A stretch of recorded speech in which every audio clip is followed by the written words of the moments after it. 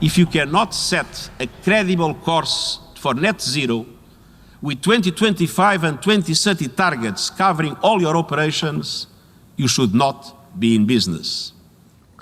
Well, net zero is insanity. It's pure insanity. I mean, the idea that you can remove 85% of the world's energy, which comes from hydrocarbons, within less than 30 years and replace it with the sunbeams and the breezes, it shows a complete lack of economics, societal effect.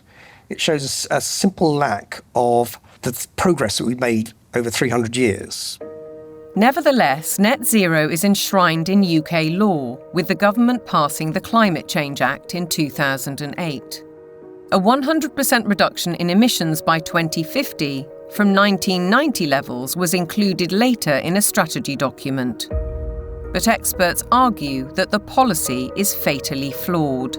Europe's mad dash towards net zero is effectively economic suicide. Politicians are purposely impoverishing ordinary people, purposely de-industrializing Europe, where companies are forced to move to countries where they have access to cheap energy, whether it's the US who frack and therefore have cheap gas, or whether it's to China, which is still predominantly producing from non-renewable, especially coal. It is literal economic suicide. China continues to open new coal-fired power stations to drive the factories that manufacture wind turbines and solar panels, which are then sold to the West. As a result, China emits almost 30% of global greenhouse gases, while the UK is responsible for less than 1%. In essence, carbon emissions are merely transferred to another part of the planet.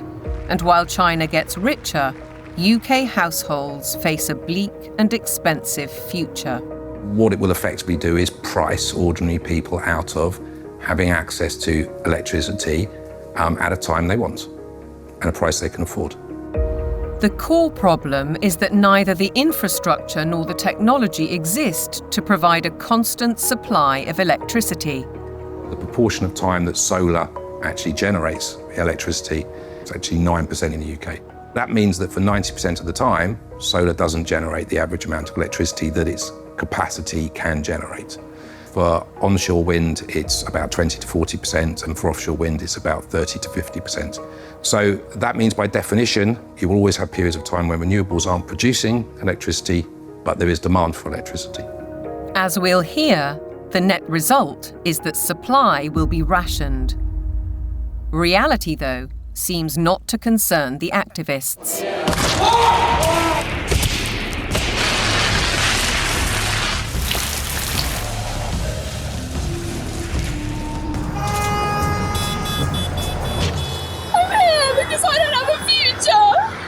I look at some of these hysterical youngsters and some of the hysterical oldsters as well, screaming about the climate is collapsing and all that sort of thing. And you think you haven't got a clue what would happen if you removed hydrocarbons. You haven't got a clue. You'd be back in service, like probably your ancestors were.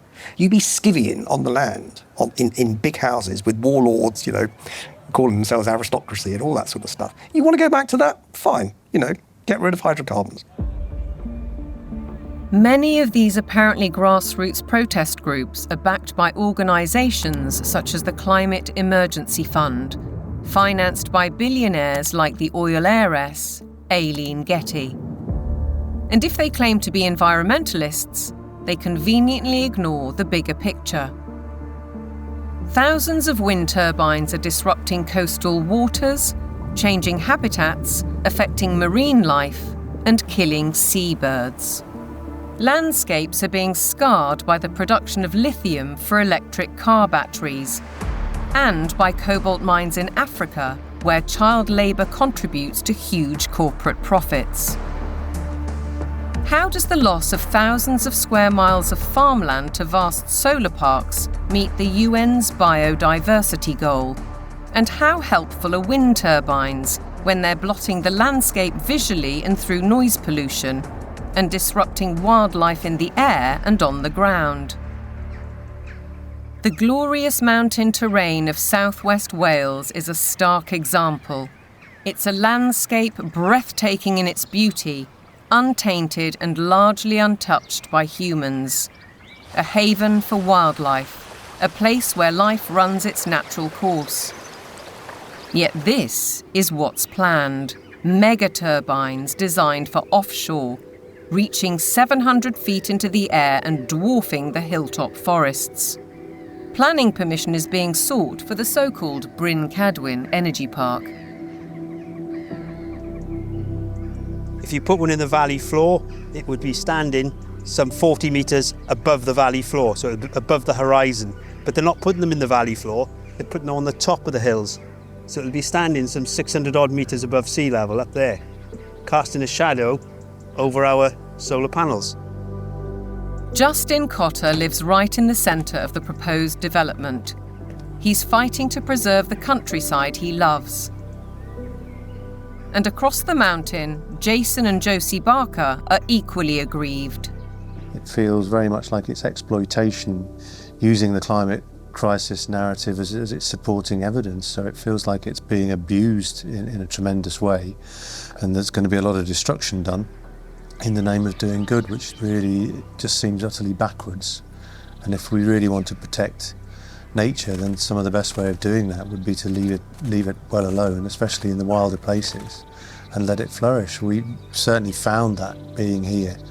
The more we've lived here, the more we've worked with it and encouraged it, the more it's come back.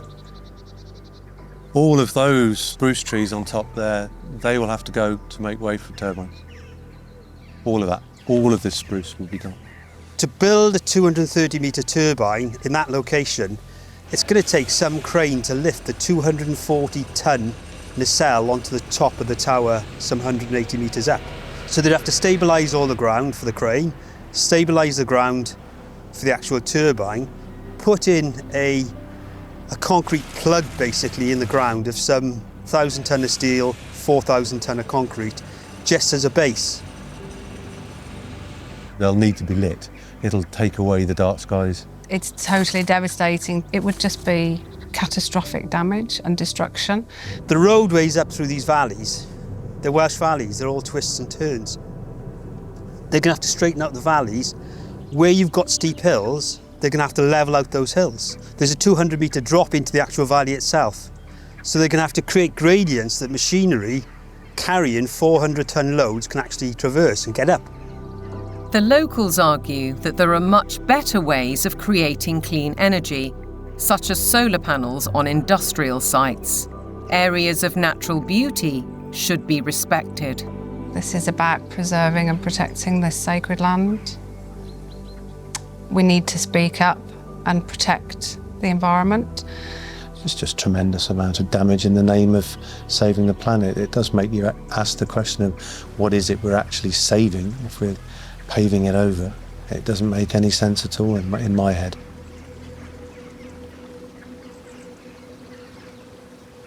The proliferation of turbines and solar panels certainly seems at odds with protecting biodiversity, and experts argue that the economics simply don't add up.